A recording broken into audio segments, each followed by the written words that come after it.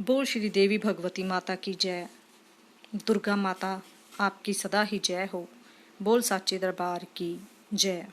तो शुरू करते हैं हम आज पहला अध्याय श्री देवी भागवत पुराण का, जो कि सर्व पुराणों में सर्वश्रेष्ठ एक उच्चतम पुराण है, जिसके सभी अध्यायों के श्रवण करने से आपके सभी दुख, कष्ट, दरिद्र, क्लेश, सभी चिंताएं समाप्त हो जाती हैं और आपको हमेशा मुक्ति मिल जाती है। तो आइए शुरू करते हैं आज पहला अध्याय देवी भगवती पुराण का। महर्षि शौनक का सूत जी से श्रीमद् देवी भागवत पुराण सुनाने की प्रार्थना करना। जो सर्वचेतना स्वरूपा आदिशक्ति तथा ब्रह्म विद्या स्वरूपिणी भगवती जगदम्बा हैं, उनका हम ध्यान करते हैं। वे हमारी बुद्धि को प्रेरणा प्रदान करें। शौनक जी बोले, हे पुरुषों में श्रेष्ठ तथा भाग्यवान सूत जी, आप धन्य हैं, क्योंकि संसार में अत्यंत दुर्लभ पुराण संहिताओं का आपने भली भांति अध्ययन किया है। हे पुण्यात्मन, हे मानद, आपने कृष्ण द्वैपायन व्यास रचित 18 महापुराणों का सम्यक अध्ययन किया है, जो 5 लक्षणों से युक्त तथा गूढ़ रहस्यों से समन्वित है और जिनका आपने सत्यवती पुत्र व्यास जी से ज्ञान प्राप्त किया है। हमारे पुण्य से ही आप इस उच्चतम मुनियों के निवास योग्य दिव्य पुण्यप्रद तथा कली के दोषों से रहित क्षेत्र में पधारे हुए हैं। हे सूत जी, मुनियों का यह समुदाय परम पुण्यदायिनी पुराण संहिता का श्रवण करना चाहता है। अतः आप समाहित होकर हम लोगों से उसका वर्णन कीजिए। हे सर्वज्ञ, आप तीनों तापों दैहिक, दैविक, भौतिक से रहित होकर दीर्घजीवी हों। हे महाभाग, ब्रह्म प्रतिपादक देवी महाभागवत पुराण का वर्णन करें।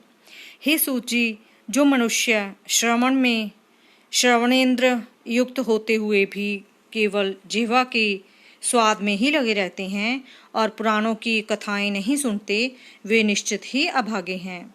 जैसे पईस के स्वाद से जिह्वा को आह्लाद होता है, वैसे विद्रयजनकों के वचनों से कर्णेंद्रियों को आनंद प्राप्त होता है। जब कर्णहीन सर्प भी मधुर ध्वनि सुनकर मोहित हो जाते हैं, तब भला कर्णयुक्त मानव यदि कथा नहीं सुनते तो उन्हें बधिर क्यों न कहा जाए। अतः हे सौम्य, समाहित होकर कथा सुनने की इच्छा से सभी द्विजगण कलिकाल के भय से पीड़ित हो इस नैमिषारण्य में उपस्थित हैं। जिस किसी प्रकार से समय तो बीतता ही रहता है, किंतु मूर्खों का समय व्यर्थ द्रव्य स्नो में बीतता है और विद्वानों का समय शस्त्र चिंतन में जाता है। शस्त्र भी विचित्र प्रकार के तर्क वितर्क से युक्त हैं। पुराण 3 प्रकार के तथा शस्त्र विविध प्रकार के होते हैं, जो नानाविध वाद विवाद तथा छल प्रपंच से युक्त हैं और अहंकार तथा अमर्ष उत्पन्न करने वाले हैं।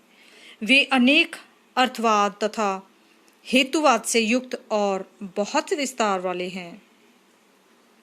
उन शस्त्रों में वेदांत शास्त्र सात्विक, मीमांसा राजस तथा न्याय शास्त्र तामस कहा गया है, क्योंकि वह हेतुवाद से परिपूर्ण है।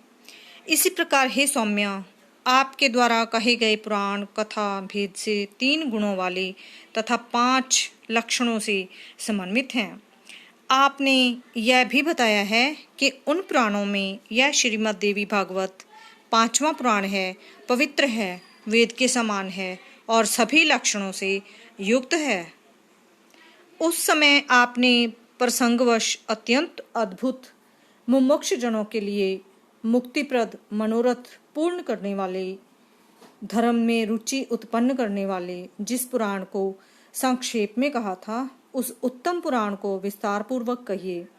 उस दिव्य तथा कल्याण में श्रीमद् देवी भागवत पुराण को हम सभी द्विजगण आदर पूर्वक सुनने की इच्छा रखते हैं। हे धर्मज्ञ, गुरु भक्त एवं सत्वगुण से संपन्न होने के कारण आप कृष्ण द्वैपायन के द्वारा कही गई इस प्राचीन संहिता का ज्ञान प्राप्त कर चुके हैं। जिस प्रकार देवलोग अमृतपान करते हुए तृप्त नहीं होते, उसी प्रकार हम लोगों ने भी यहाँ आपके मुखारविंद से निकली अन्यान्य कथाएं सुनी, किंतु अभी भी हम तृप्त नहीं हुए हैं। हे सूची, उस अमृत को धिक्कार है जिसके पीने से कभी मुक्ति नहीं होती, परंतु इस भागवत रूपी कथा सुधा के पान से तो मनुष्य शीघ्र ही भव संकट से मुक्त हो जाता है। हे सूची, अमृत पान के लिए जो हजारों प्रकार के यज्ञ किए गए हैं, उनसे भी सर्वदा के लिए हमें शांति नहीं मिली। यज्ञों का फल तो केवल स्वर्ग है। पुण्य क्षीण होने पर पुण्य स्वर्ग से मृत्युलोक में लौटना ही पड़ता है। इस प्रकार निरंतर आवागमन के चक्र में आना जाना लगा रहता है।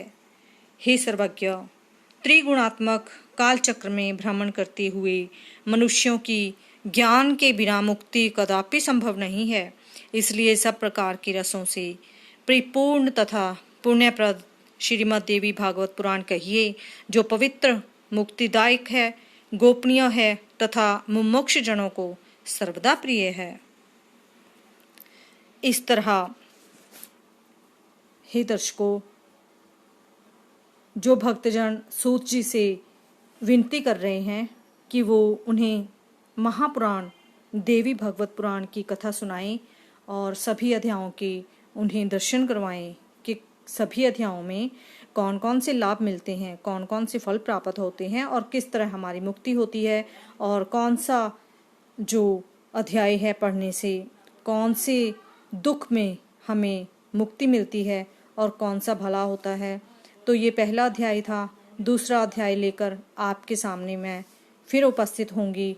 कृपया मेरे चैनल को सब्सक्राइब कर लें और यदि अच्छा लगा हो तो कृपया भक्तजन समझकर आप मेरे चैनल को लाइक करें और सब्सक्राइब ज़रूर कर लें ताकि आने वाला अध्याय सबसे पहले आप तक पहुंच सके।